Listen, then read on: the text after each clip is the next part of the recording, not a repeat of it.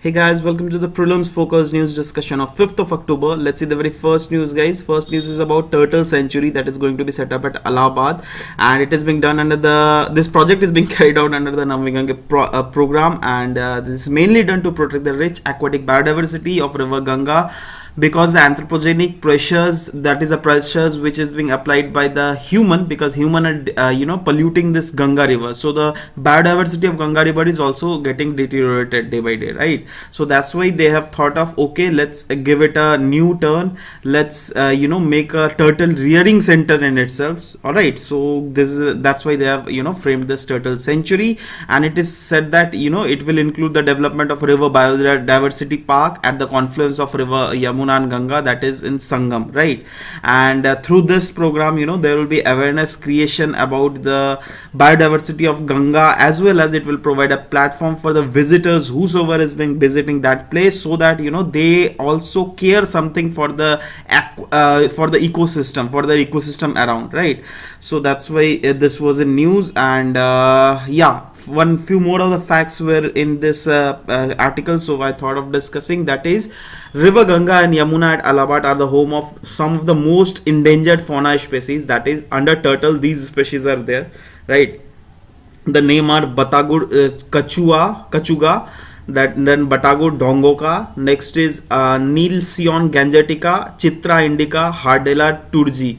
Guys, these names you don't have to remember. Just remember that turtle species are there. National aquatic animal, that is gangetic dolphin, is there, and gharial is also there, right? And as well as few of the migratory and residential birds are also also found there, right? And guys, this question came in 2015 prelims paper. Let me tell you that what is the national aquatic animal of India, right? So the answer was a gangetic dolphin. So you just have to remember these things also.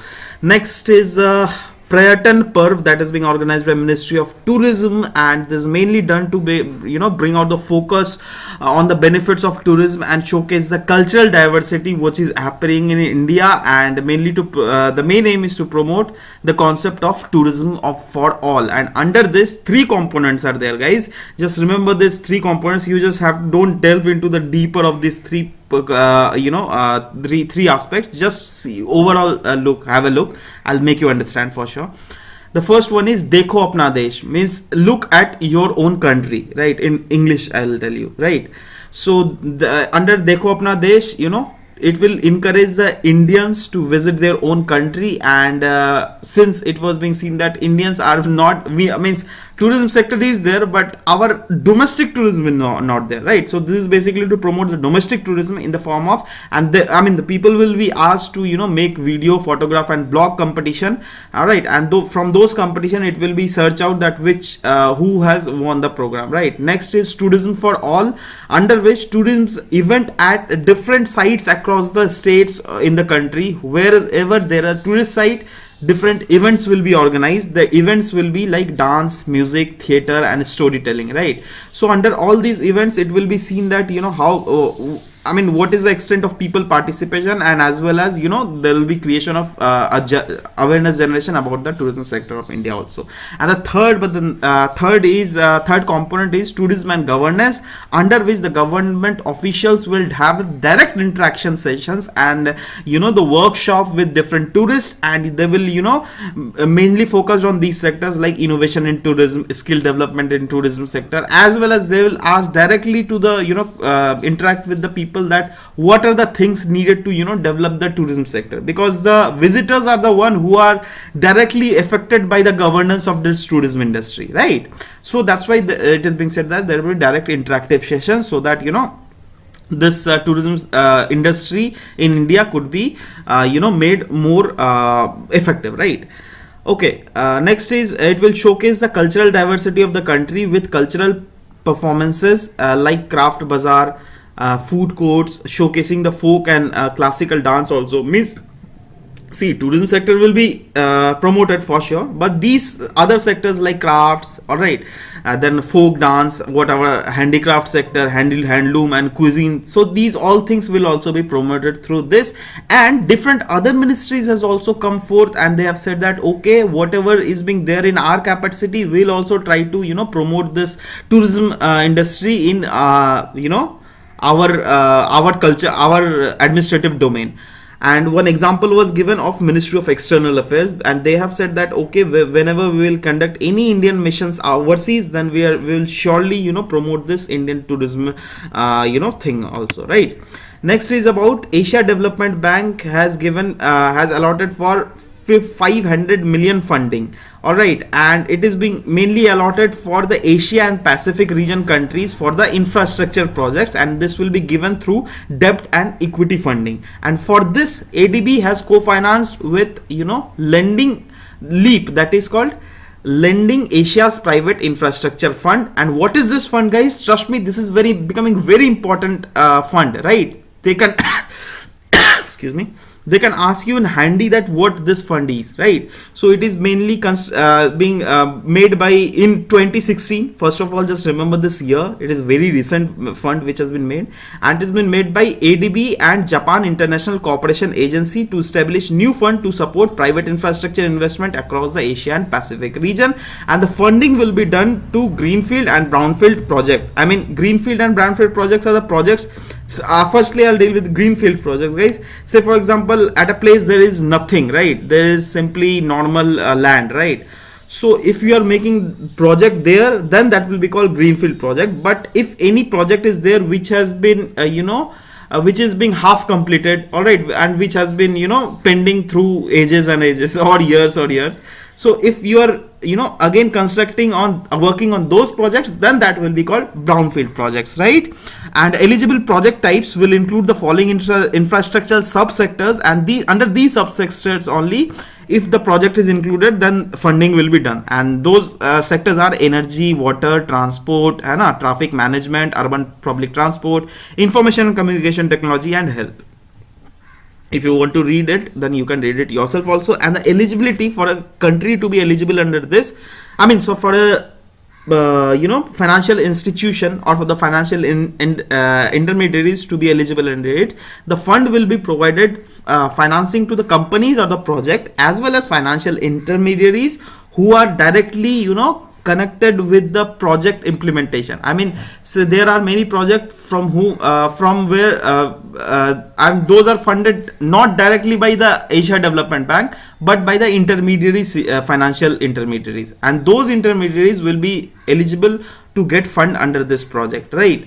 So these are few of the important facts. Next is about Monetary Policy Committee. Actually, this was the news of the editorial today, and in editorial this has the news was that Monetary Policy Committee has decided not to reduce the repo rate. All right, so that's why this was the news. So let's discuss a bit about Monetary Policy Committee, because this is becoming a very important topic, guys, for prelims perspective.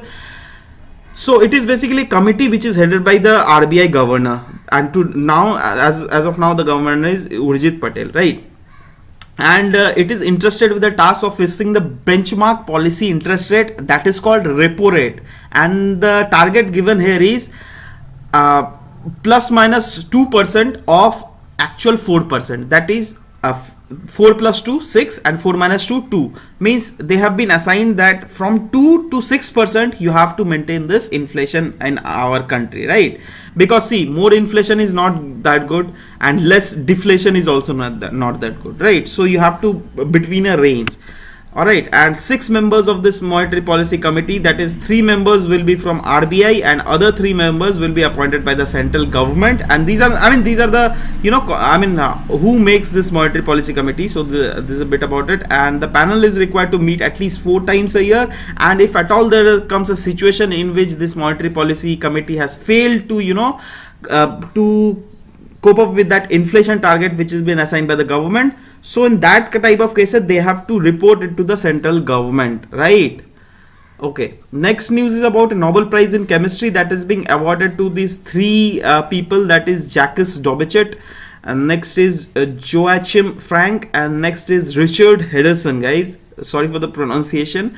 And yeah, this Nobel Prize has been basically awarded to them in chemistry field because they have been they have made a 3D view of life's biological machinery by a technique invention, that technique is called cryo electron microscopic, because this is being said that this technique has been given a detailed image of life's complex machineries in atomic resolution, which was not possible up till now, and it is being said by the intellectual session of the intellectual people that in the future also this technique could offer roadmaps in the development of drugs to treat various kind of diseases, right? And recently example was being given in this article that the virus of Zika has also been deciphered through this technique, right? So this is becoming very important invention by these three Nobel people, right? Okay, next news is about Meenakshi Temple of Madurai has attained the cleanest feet under the Swachhata Hi Seva program. Guys, we have already discussed about this Swachhata Hi Seva program, under which the government is doing a full out effort for the promotion of this Swachh Bharat Abhiyan. Alright, so yeah, let's see the location of Meenakshi Temple first, guys. See, this is the Tamil Nadu and here is Meenakshi Temple, which is situated in Madurai, and it is being said that there is near Meenakshi Temple there passes Vaigai river also. And guys, trust me, Vaigai river is very very important. The reason I'll tell you is that in geography, if you'll take the NCERT geography session, then you'll surely get that where Vaigai river is. Like, it is being clearly mentioned about Vaigai river, so that might pop up in your future exams, so just read about it. All right, so yeah, it is basically located on the southern bank of Vaigai river, as it is already mentioned, and it is dedicated to Meenakshi, who is a form of Parvati, and her consort, which is called Sundareshwar, and he is a form of Shiva, right? So Meenakshi and Sundareshwar, just remember these few facts, right? Okay guys, so today up till this news was there. We'll meet in tomorrow's class. Till then, bye bye, take care, and thank you for listening to me, guys. Thank you very much. And guys, if possible, then please share this video to your friends also, right? Chalo, bye bye, take care.